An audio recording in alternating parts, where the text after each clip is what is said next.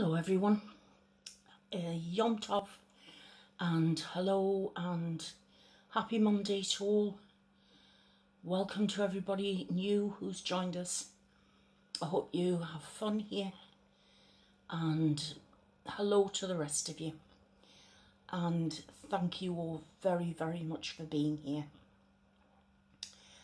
Now, one of the things I wanted to talk about today was I wanted to start off by paying my respects and my condolences to the families who lost loved ones over the past few days in El Paso and in Dayton, Ohio.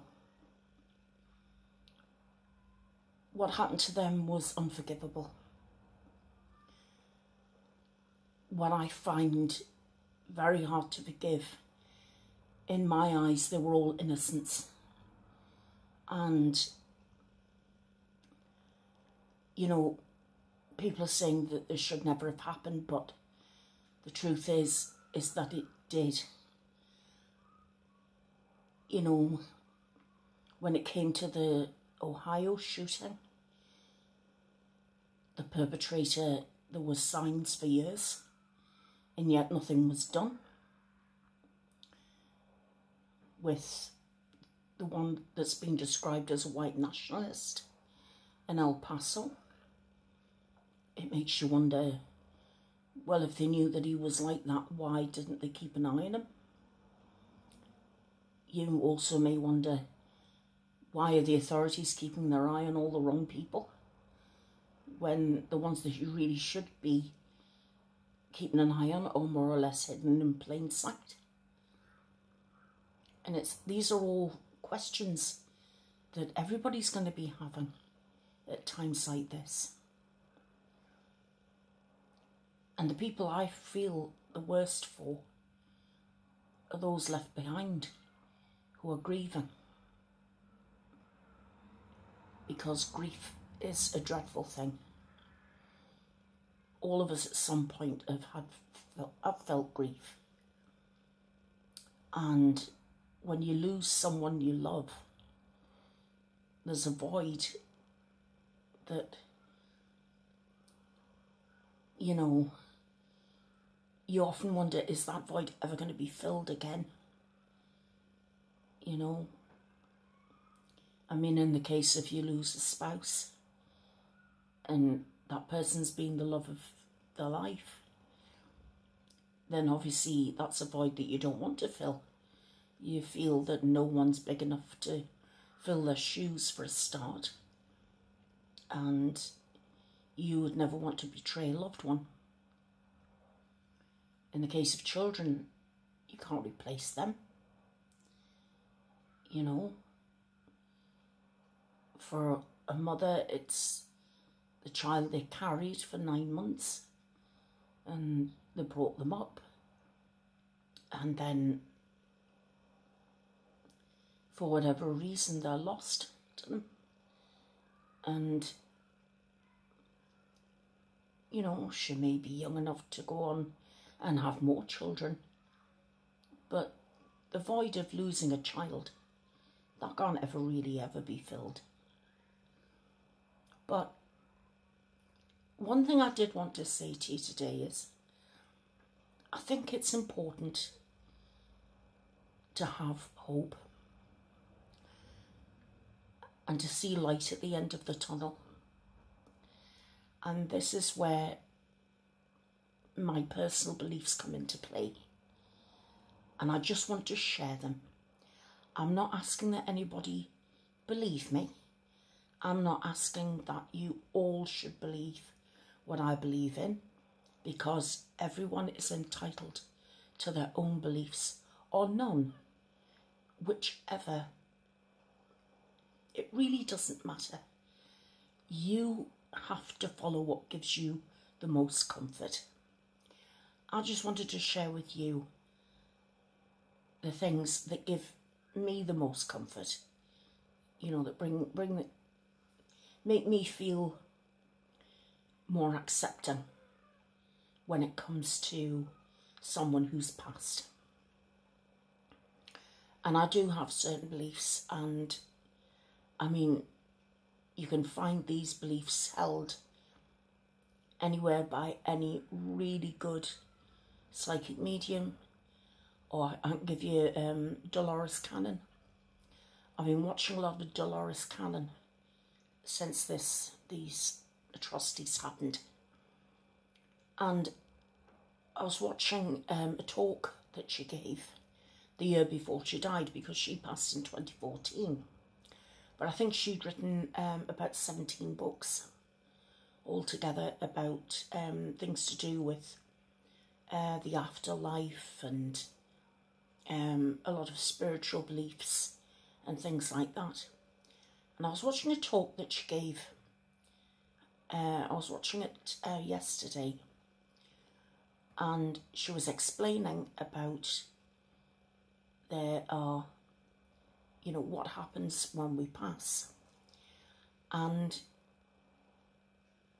say, for example, when you go to someone like Alison Dubois for a reading, and she'll bring your loved one, you know, back just for a few minutes, because it takes such a lot of energy for them to come through.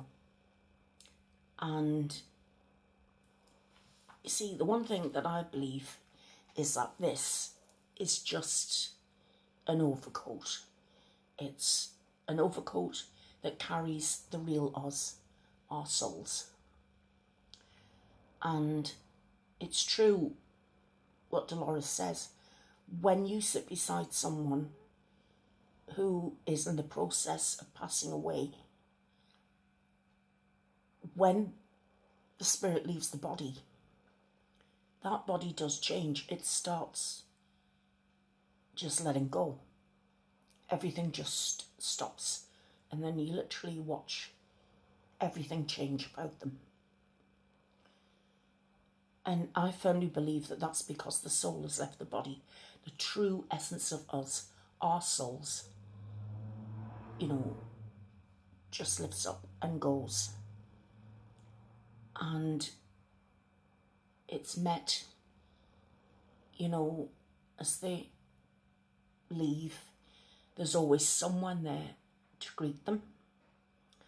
And it's at that time where it's, say, for example, in the case of someone very elderly who's been ill, you know, and they've got a DNR, do not resuscitate, and they've gone on, and that's when it's agreed that the cord, the silver cord that holds your soul, you know, from you know, it's this long silver cord that's in the soul that's hanging on to the body, and that's when the cord is severed, so the soul can move on.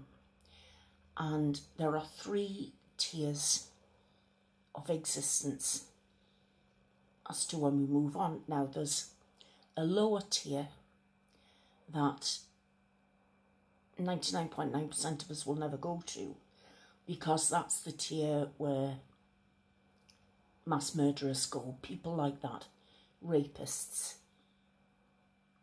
you know, bad people, genuinely bad people. They go there, and they will stay there until they really do understand true remorse, and they want to learn about what they've done and why they've done it, and then they can progress after that, but it takes a long time. Then there's a middle tier that we all go to, and that's the place where, you know, you can go and you can have your own, but you can recreate your own bit of heaven. And when you go to someone like Alison Dubois, and she brings your loved one back, and you'll find that they always say the same things. You know, please stop grieving for me. It was my time. You know, and when it's your time, you have to go. And I've asked about this before, this thing about, you know, when it's your time, and but how can that be when, you know, there's little ones and babies and things like that? And apparently it's about learning lessons, because all of us have lessons to learn. So when I was grieving over my twins, and I did go and see someone, it wasn't a therapist or anything, I actually went to see someone who I've been told was very, very good at explaining things with regard to the afterlife and babies and things like this. And she turned around to me and she said, I know you're grieving for the babies that you've lost, but what have you learned? Because they wrote out a contract before they went and became part of you. And they wrote into that contract themselves that they were only going to stay for a very short time. But it was a lesson that you had to learn. And I had to sit and think long and hard about that. And the first thing that came to me was, well, it's made me hug onto my daughter even more. She's even more precious than she was before. And the woman said, so what have you taken from that? And I said, well, I'm learning that life is precious. And, you know, and I'm learning more about love. And if she's the only child I'm ever going to have, then every single bit of me that can give her love, she will get that love. And, you know, but I said I couldn't understand. They were given to me, but only so I could learn a lesson about love. And she said, but things like this happen all the time, you know? And I actually remember consulting a medium after my son was diagnosed with autism. And the psychiatrist had said to me, you're going to go through a grieving process because the son you thought you had has gone. So you have to think about a new boy now. And I remember thinking, that's ridiculous. I can't do that. You know, my boy's still here. He's still my boy. He just has this diagnosis. And I remember talking to this medium after this, and again, it was another lovely, genuine woman, didn't charge me.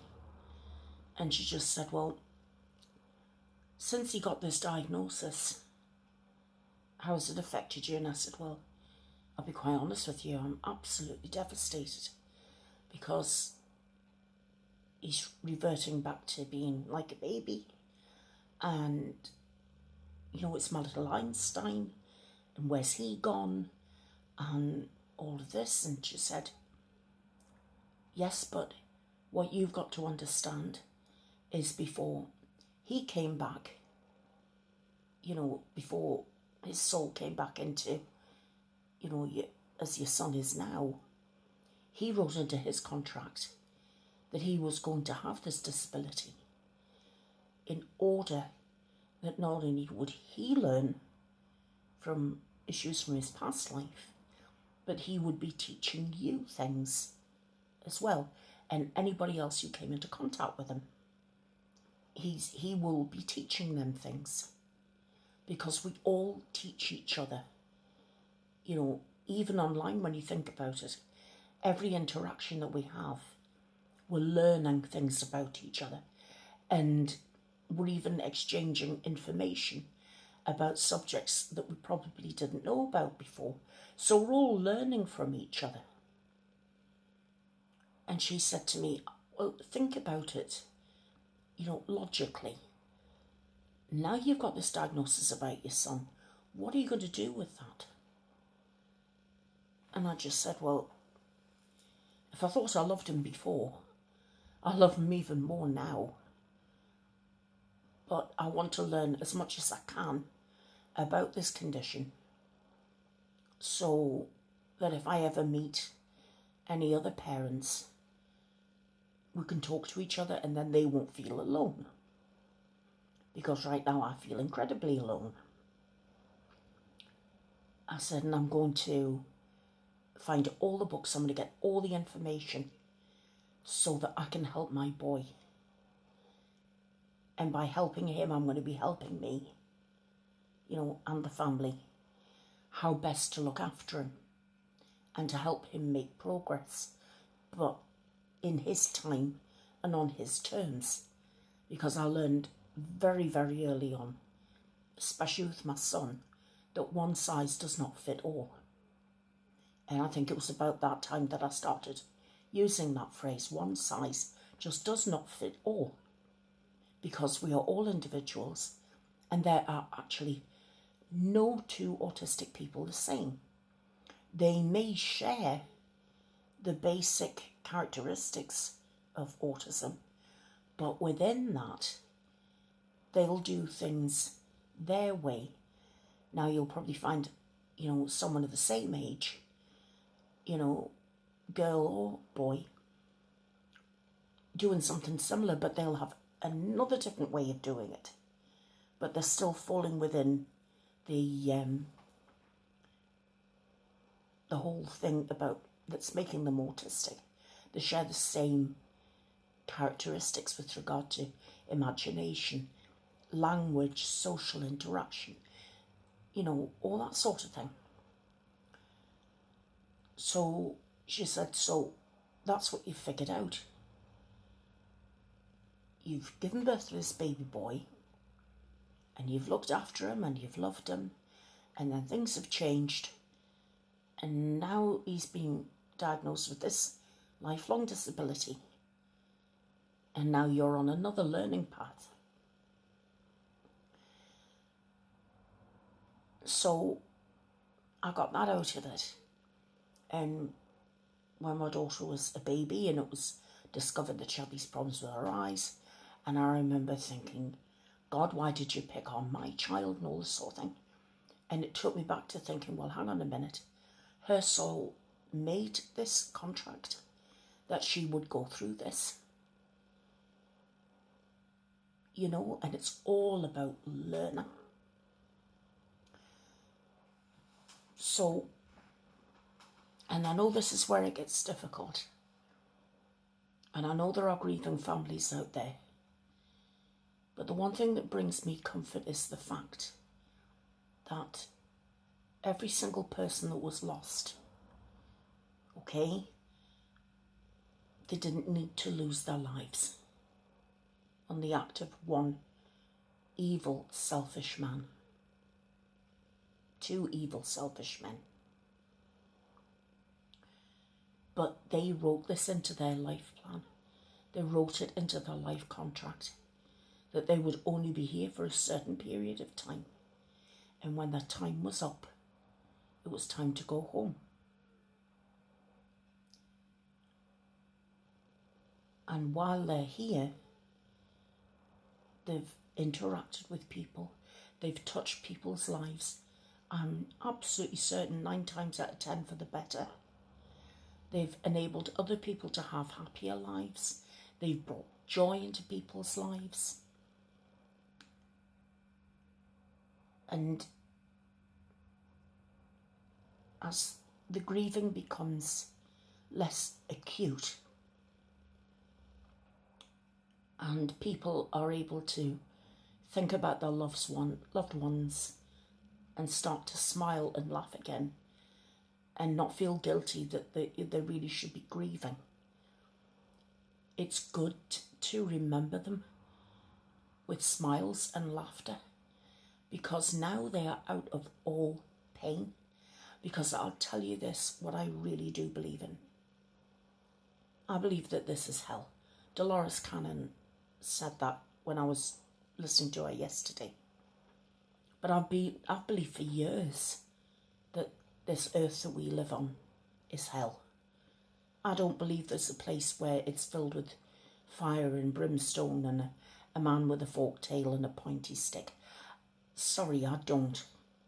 And I never have. I believe that this is one of the hardest places to learn. It's filled with war, famine, ignorance, suffering.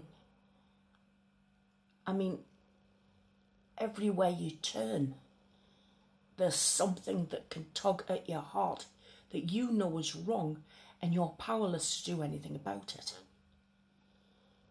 Unless you get such a big movement and a gathering of voices to change things. And we trust in our politicians with our votes to put things right for us. And in my personal opinion is they're the most self-serving people on the planet. It seems as if they take our votes, make us all these promises, and then are seated in these positions of power. And then it's, well, I'm okay now, Jack. You know, I've got your vote. Now what? What do you want?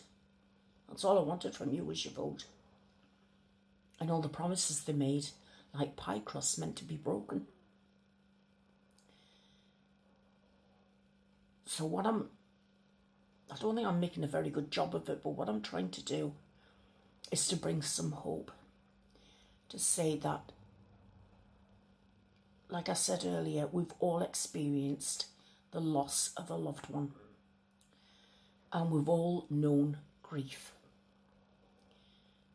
But I believe, and like I said, these are all just my personal opinions. Nobody has to believe me or agree with me. But I believe that this is hell where we're living now. We are learning the hardest life lessons. I'm realising that it's easier to be kind to each other. It takes a lot less energy to be kind than it does to be angry. And I'm learning that now. You know, after a lifetime of getting it wrong. And it's like I said to you the other day, if you just try, even if it's just once a week, do something that can benefit somebody else. Do a mitzvah as often as you can. And for all those new joining us who don't know what a mitzvah is, it's basically Hebrew for do a good deed. If you perform a mitzvah, it's a good deed. And if you are always basically kind and loving and you do good things for people and you never, you know, and you truly don't look for anything in return, you just do it because you feel your heart is dictating what you do and it's the right thing to do, and you do it because you want to make somebody else smile or you want to make their lives a little bit easier. And if you are known for doing just little random acts of kindness, then you're what we call a mensch. M-E-N-S-C-H, mensch. And that's Yiddish for a really, really good person. And I've got some true mensches in my corner. And they all know who they are.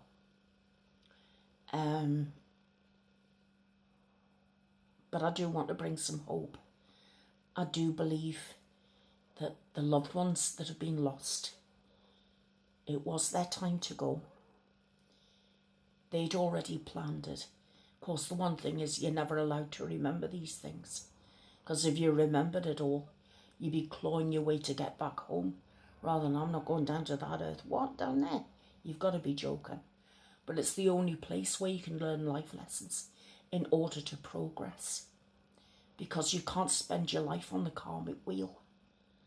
You can't spend your existence, I'm going to go back to earth and relearn that lesson. I'm going to go back to earth and relearn that lesson and put right the wrongs. You've got to try and stop at some point and be like those people that you hear about. He or she lived a really good life.